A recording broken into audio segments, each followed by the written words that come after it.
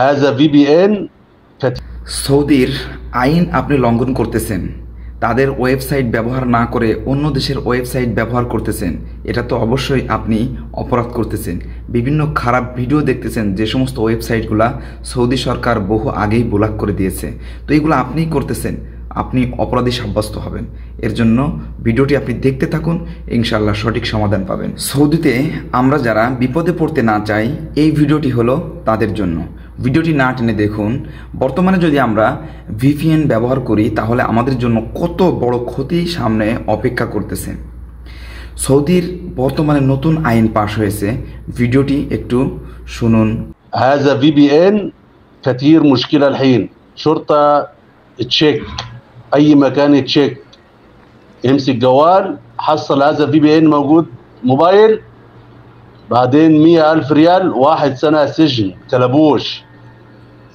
شرطة تشيك الحين أي نفر عمال سواق سعودي أجنبي كله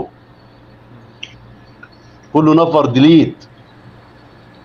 ওকে, এই ভয়েসের ভিতরে বলতেছে যে প্রত্যেকটা আমেলকে চেক করা হবে, গাড়ির ভিতরে চেক করা হবে, হোক সেটা আজনবী হোক বা সৌদি হোক, যেই হোক না কেন, যদি ভিপিএন ইউজ করে তাহলে তার জন্য 1,000 রিয়াল জরিমানা করা হবে এবং তাকে 1 বছরের কারাদণ্ড করা হবে। এভাবে তাকে সাজা দেওয়া হবে। এজন্য আমরা সামান্য লাভের জন্য কেউ এত বড় নিজের ক্ষতি আমরা কেউ ডেকে আনবো না।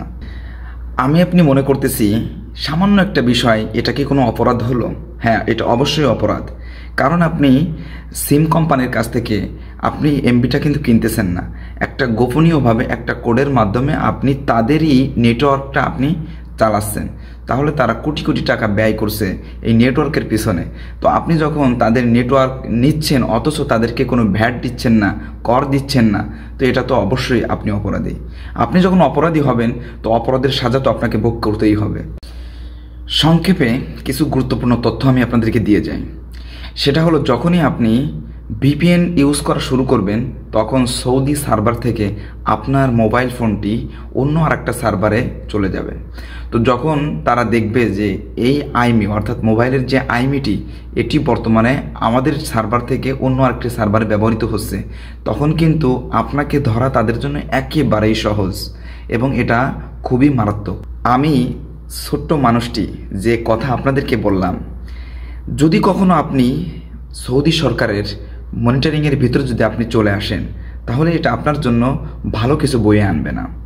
সামান্য হয়তো লাভের জন্য আমি আজ খরচের হাত থেকে বাঁচার জন্য এটা আমি করতেছি, কিন্তু হতে পারে যে সামান্য কারণে আপনার বহুত বড় খরচ আপনার সামনে চলে আসবে।